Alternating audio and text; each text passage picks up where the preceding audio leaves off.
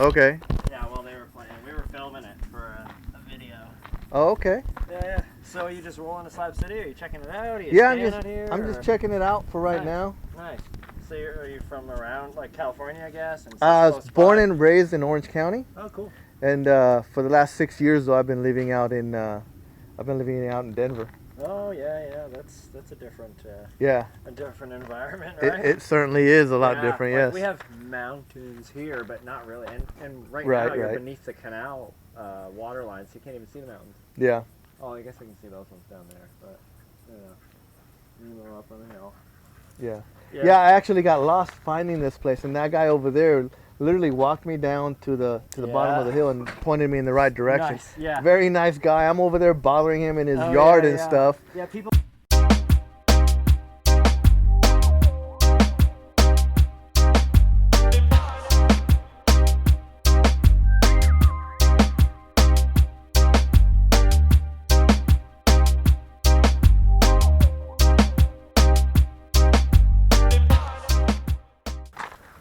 And just right now strapping a tarp onto the roof because it's gonna rain soon. Yeah, it's supposed to rain tomorrow.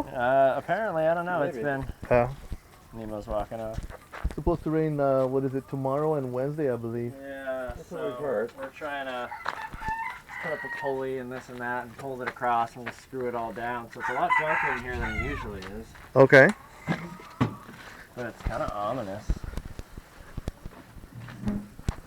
Yeah, just give me 1 second. Dog doesn't even mind. Look at that. I'm very dog friendly. They tend to love me. So what do you guys got going on here? I mean, it's our house, but also there's 3 of us that are here, and Jessie is our like art curator. Okay. So she is like the art director and handles the aesthetic look of things. Ryan's kind of the architect and the design for a lot of the stuff. I'm just kind of the muscle guy. Okay. And we raise chickens and ducks, and we have a bunch of plants in our garden. Tortoises. We got a pond with some fish, and yeah, just living our lives. Yeah, Okay. So Trying to live comfortably and botanical art palace. So we just like live in an environment that makes us happy, which is plants and water and art and this. So this is kind of the combination of the 3 of our creative inputs. Okay. Yeah, usually it's a lot more brighter like this, right? But like you can see the tarp is just really covering it, which is good. That's what we're going for. But there's fish in here. It's a 300-gallon tank plus 2 more in the back, and they're all connected, so it's a 900-gallon pond. What do you have, koi in here? Those are goldfish and minnows. They're the rosy red minnows. They'll sell you at a pet store. Okay.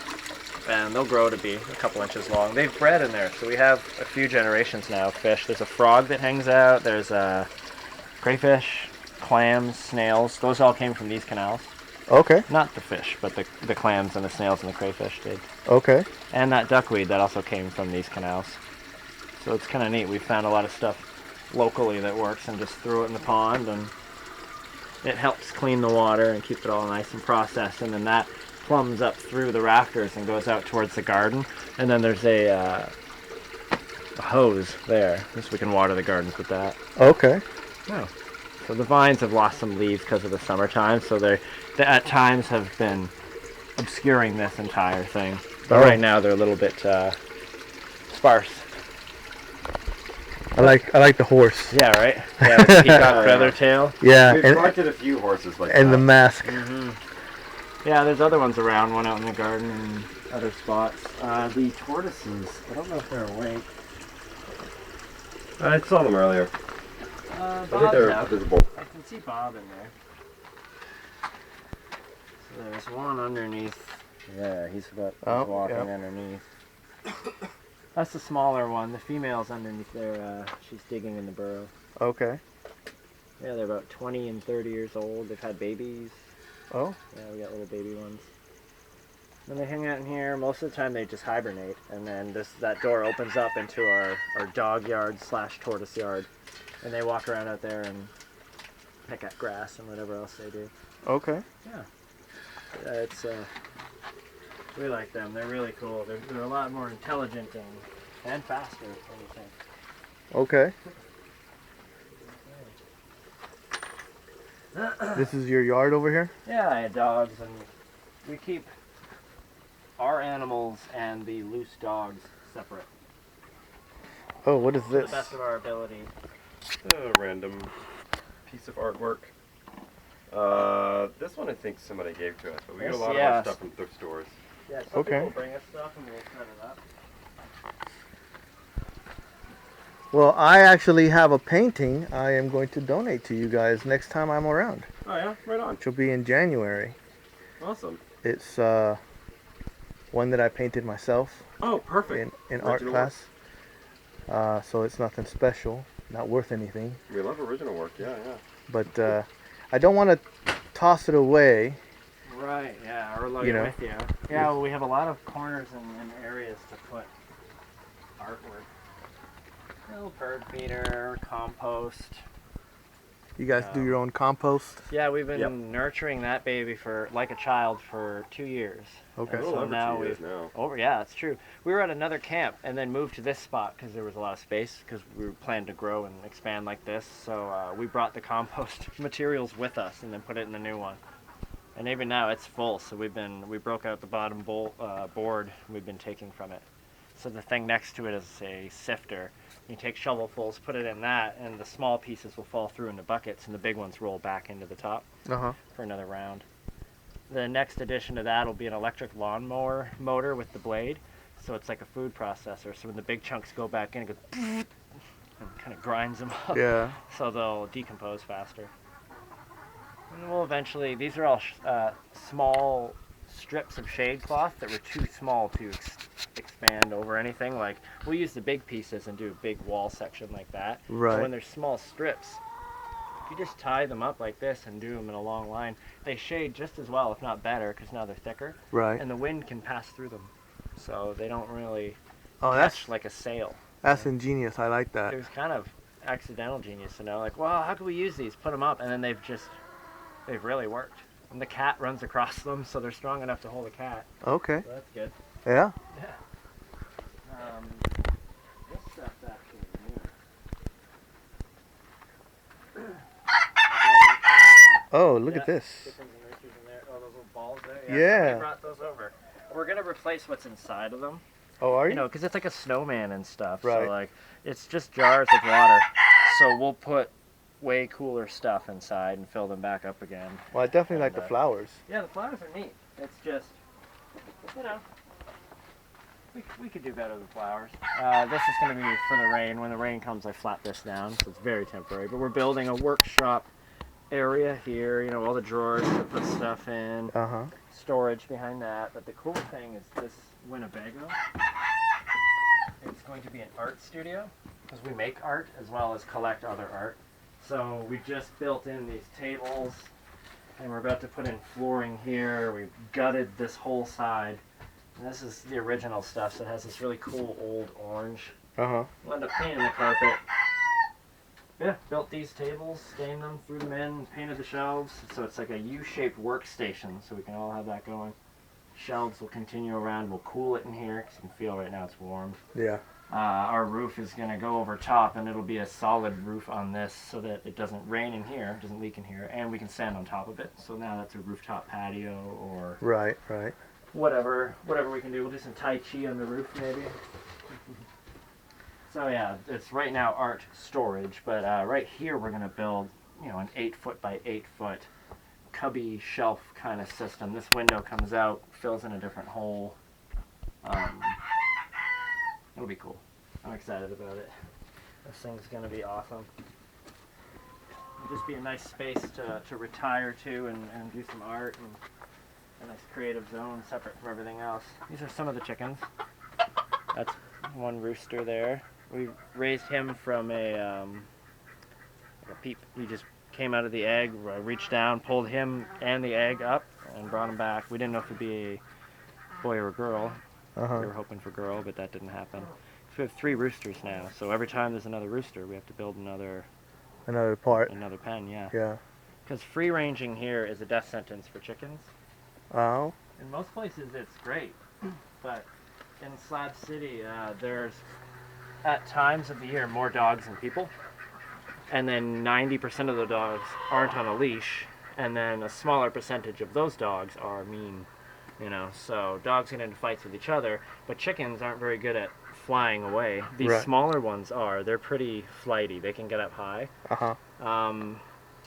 But there are people out here that have had chickens and they free range them because they want the birds to be free, and that makes sense. But they're food. Yeah, for the So, dogs, yeah. Yeah, all these chickens are rescues from other camps in Slab City or surrounding towns.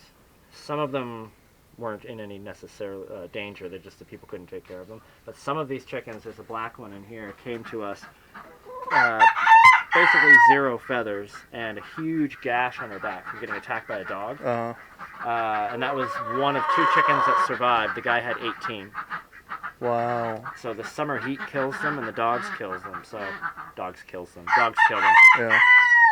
So they're being really noisy right now. So we purposefully, you know, these birds are fully enclosed. They do not escape these pens, and we give them as much space as we can give per bird. I think they have 8 or 10 square feet per bird. That's 10 times the industry standard. So I think we're good.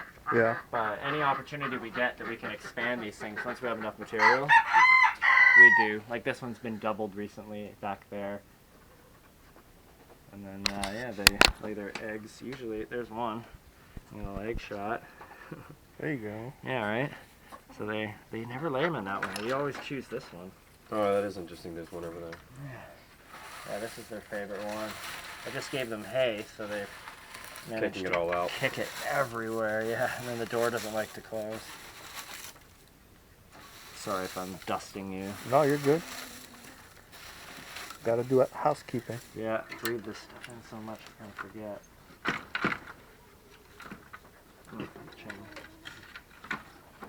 Yeah, so the eggs we stick in the fridge. The fridge isn't on most of the time, only in the summer or in the middle of the day. So you gotta keep them under 99 degrees. But the small chickens, one of them lays these little blue eggs. And then we have game hens in there, which are medium-sized birds. So they'll do some of these. And then there's the hen eggs, and then there's the duck eggs. Okay. They're monsters. Yeah. And they're heavy. You know, they got strong shells. I've dropped them from this height accidentally, and they didn't break. Yeah. We sell the eggs. We eat the eggs. We make bread and other treats with them and sell those. We have a bicycle, so we'll do a little route around. Okay. These are the yucky ducks. We fill this thing up. We just got water, so we'll probably do that later today. They splash around in it, turn it to muck, and we fill it again. So they'll have separate drinking water for that. This is about to expand, and I'm building 2 ponds that are kind of linked together. Okay. And there'll be filtration and all that. And so they'll have a constant filtered pond situation, so they can splash around to their heart's content. Okay. Yeah. Every duck loves water. Some of them need it. They just float around all day. These ones are more land ducks that enjoy the occasional dip. So it's. Why is that one over there separate from these ones? He actually also has a female in there with them. It's, okay. These are 2 girls. The one with a clean-looking bill is the male right here, the bigger one. But those 2 there with the green speckles are females. And it used to be him and 3 females. Then we rescued this other male back here, the one that looks like a mallard. Yeah. And ducks aren't very vicious with each other. Chickens will kill each other. They have a very rigid social hierarchy. The ducks are pretty chill, and so they just like quack at each other and kind of just rub faces, which wasn't endangering them, but they were very stressed out. Like 2 o'clock in the morning, you could hear them just running around in circles because the boys were fighting over the females and stuff. So we expanded this that direction, put in the baby gate, and then he has 1 female over there. There's 2 here. No fighting. Peace has been restored. I hear you. Aside from little squabbles like this, they're very talkative. But they can't fly. Their wings are tiny. You can see the size of his body compared to the wings. So this is already twice as high as it needs to be to keep them out. It's more for dogs, so they don't get the idea to jump over it. And he can't even get over that gate. He just stares through and wonders. But yeah, they're cool. They're all, like I said, they're all rescues. They all have names. They're all going to die of old age. You know, We're not eating any of these ones. We eat the eggs. That's their rent. But otherwise, they're... I like that. That's their rent. Yeah, right. The one duck looks at me when I take the egg. She's very aware that I take them. I don't know if she likes it or hates it or cares at all. But Yeah. when I do, she looks me right in the eye and then looks at the egg and then looks at me and I go, "Thank you, Daphne," and then I walk out. And she's like, "Oh." And sometimes when I take it, she'll run over to where the nest was to see, like, "Yeah, no, he took it. Wow." And then the next day, lay another one, and then I take it. "See, he took it again. What's wrong with this guy?" I'd like to show off this wall that we just did. Yeah, this is new. This wall over here. Okay. And it's kind of dark in here, of course, because of the thing, but we just put up this xylophone wall. We went to a thrift store and collected as many baby xylophones as we could, because Jesse had the idea of just putting, dogs are getting mad, putting xylophones all over the wall and making like a really colorful thing that is also like musical. So we thought it looked really cool. Yeah, it does. I like it. Yeah, yeah. And then this is set up in kind of like our living room hangout area. Oh, okay. So yeah, you know, when we have guests or friends over, we kind of just come over here and hang out. Take a seat. Yeah, yeah. Not bad. I like your little D&D dice over here. Yeah, yeah, yeah. You play? I used to when I was younger. I haven't in a long time. I still have my books. Mm-hmm. I still have them. I won't throw them away because I got that dream that maybe one day I'll find people to play with. Yeah, and then Right, you right. have all that source material. Yeah. Yeah. But no, I don't play. I haven't played in years, about 20 years, something like that. But when I did play back in high school, I was playing a lot. Okay, yeah, yeah. I used to actually DM games. Oh, did you? Yeah. I ended up DMing for several groups actually. You were popular then, I'm sure. I was. Yeah, Yeah. that's always the hard. difficult part about playing a game is finding somebody that's going to DM or DM well. Yeah. Mm. Yeah, exactly. Someone will offer to do it, but it may not be the best idea. What I've noticed is most places people kind of just stick to their own camp. Yeah. Is that the norm? For the most part, a lot of people mingle and wander around. Some people don't have built-up camps. They're just here for the season. So they just spend time at other camps. Okay. You know, and then, it's bedtime. You crawl back to your tent, wherever that is, sleep in it. And then go back to the internet cafe in the morning, cruise on over to the Oasis, blah, blah, blah, you know. And there's community spots that people will often spend their time at. Okay. So are you guys trying to turn this into a community spot? Hell no. No. No, this is our home. We're a family, this is our house. It's just also a gallery of sorts that we've made for ourselves, but we also enjoy showing other people. Okay. So we allow, tourism and people come, and we have friends that hang out, and we have guests stay, like international guests and stuff, and we have a cabin that we're building for all of that. So we enjoy people being here, but not to stay here or live here, just hang out all day. We don't, we don't have like, there are other places that will do like $1 a plate for breakfast, and anybody that shows up and pays $1, they can do breakfast. Or they'll do like karaoke night on Thursdays at their place or something like that. And that's awesome to have those sorts of things in the community, but that's not what we're doing here. That's not our place. This is where we live. This is not for other people to come and like, kind of cruise in and hang out all day. Like we'll have our friends over, but like it's not just kind of like, come on by, anybody who wants to. Like, chill spot. Yeah. So let me pose this question to you, because you guys definitely have like an art thing going on for sure. Mm-hmm. For sure. I don't think so. You don't think so? I'm just kidding. So what do you guys think if you start getting more art in here, and this starts becoming like a regular tourist stop for like the art gallery of the slabs? Right. It's basically already that'd be fine. Yeah. The art's curated though, you know what I mean? Like it's not like any piece of art that gets into our hands, we just find a spot and put it up. Uh-huh.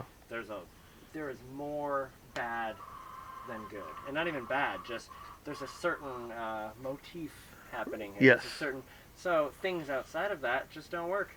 So we don't, but we'll accept gifts of art, and if it doesn't really fit the vibe, we have other areas. So we have kind of like backup art in other spots. Right. May not necessarily work with the current vision, but that's the thing with art. We just find a spot for it. And we have plenty of areas to fill in this place, so there's always somewhere that something can work.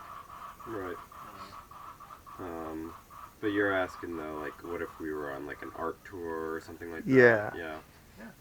Yeah, that'd be fine, I suppose. You know, for like a specific season, like for this part, we kind of Yeah. people that are coming by want to come by and see the place. We like to show off what we have because we put a lot of work into it. And it's mostly like for our enjoyment. If other people think it's cool, then that's good too. Yeah. Yeah. Exactly. Yeah. Well, I definitely think it's cool. I actually was gonna ask if I could check out your Yeah, garden Yeah, back the here. gardens, actually. Yeah. That's a good part Exactly. to check out if you Well, we want can to roll take a through that later. Because that is a big part of what we're doing. Yeah, like I said, I really liked the idea you guys did with the with that horse. Yeah. There's another horse right over here. Is there? Cat sleeping in the garden over there. Hey, kitty. Cradle's just laying down in there. Yeah, so, some stuff's on the ground here. Aloe.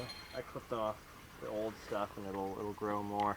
And a lot of these things, there's stuff in pots that we're stashing for now, but we're going to plant once the area is ready for them. Mm-hmm. We have trees that have survived 2 summers out here now. Cactus and agaves, those are easy.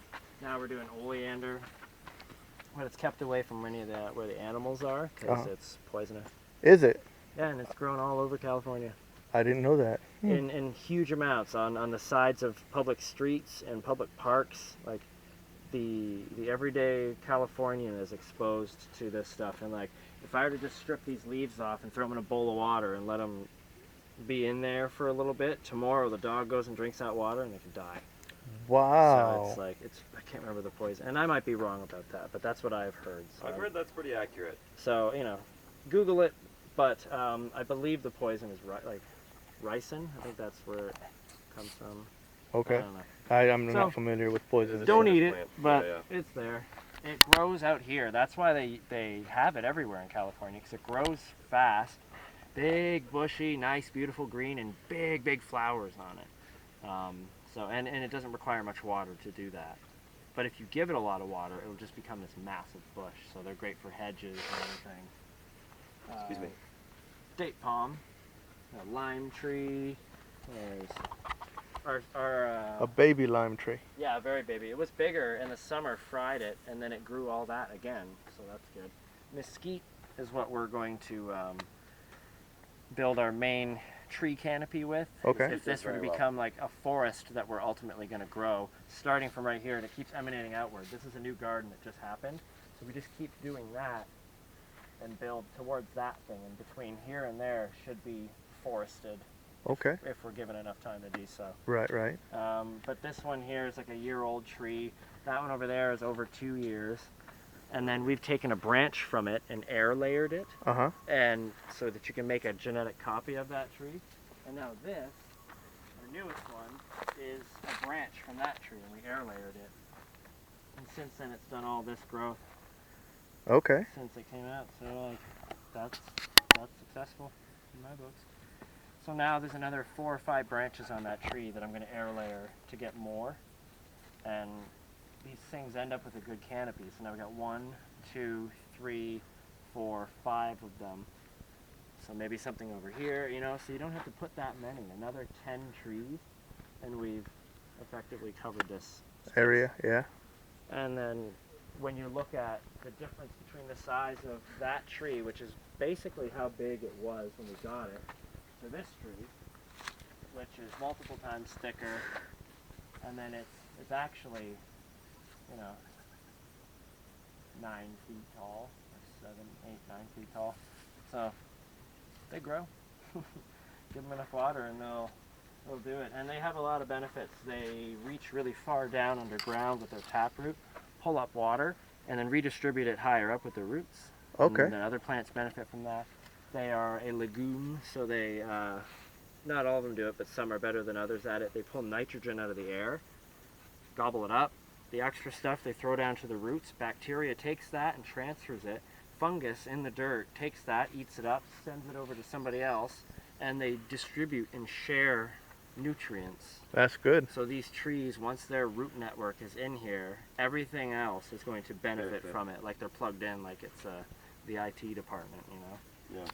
So that's our angle with these gardens. Like all this dirt, aside from some potting soil that's been added, because we'll have potted plants, and then when you don't use it anymore, you just dump the dirt in here.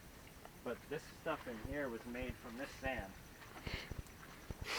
Started out like, you know, brown desert sand, and is now, Soil. yeah, like actual dirt. And there's beans sprouting in here, and worms and mushrooms pop up.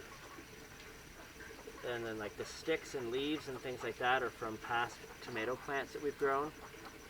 Boom, now it's in there. And it just Organic material. It just becomes organic material. We pour beans, these are pinto beans, beans and lentils, pour them in. And then they sprout into this.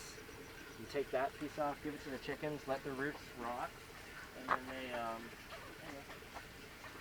and then it just becomes part of the soil.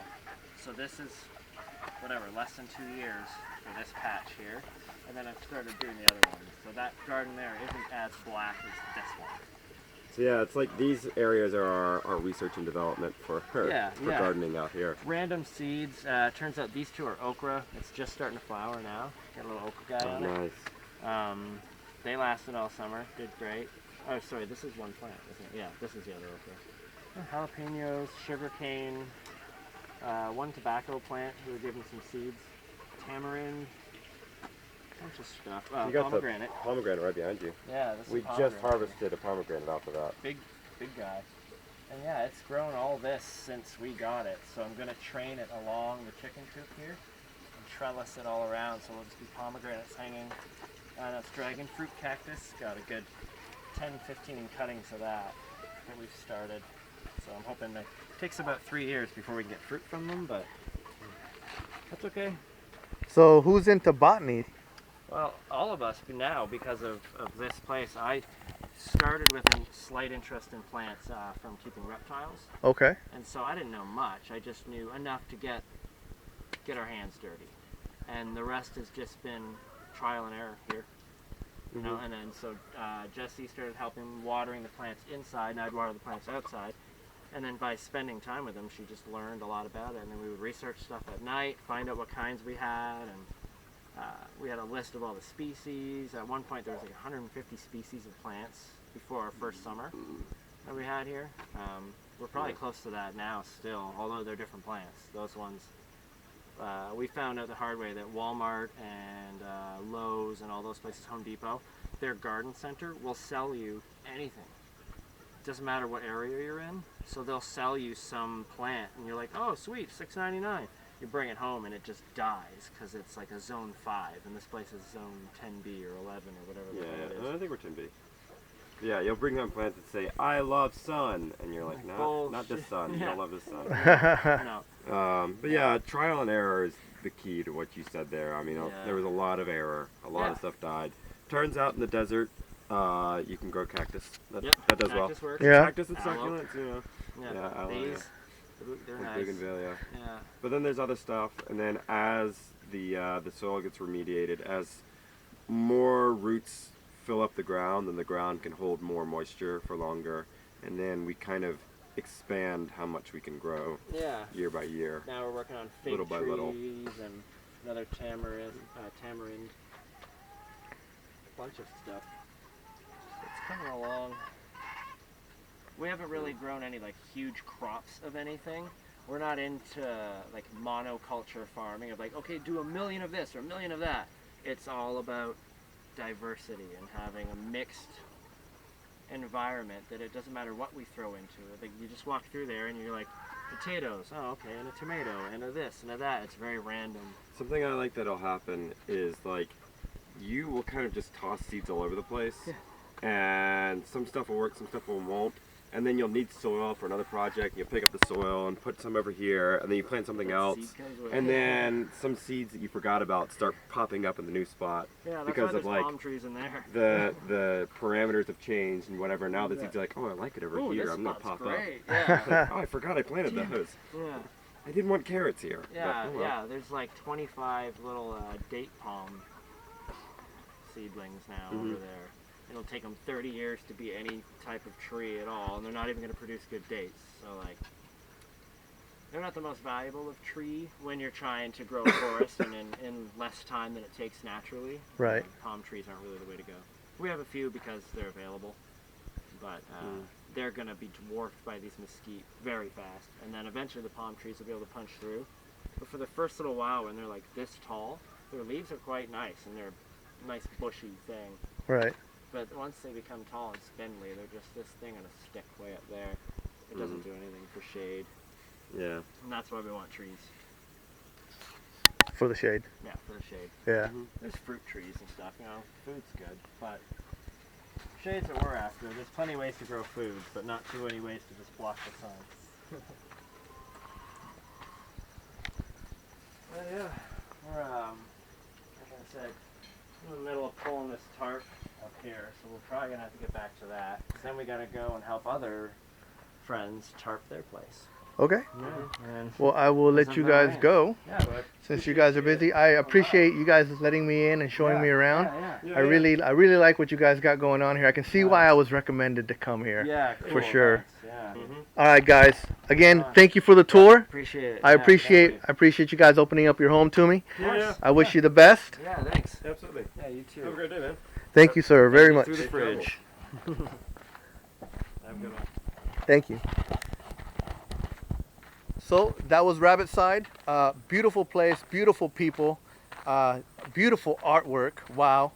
I look forward to being able to donate my piece and hopefully making this place just that much better. Awesome people to come visit. Again, it is their home. Be respectful, you know, mind your manners. But yeah, definitely recommend stopping by and saying hello. Also check out their website, which I got right here. What is it? Facebook and Instagram. So I'll put links in the bottom so you guys can check that out. And I hope you guys enjoyed this tour.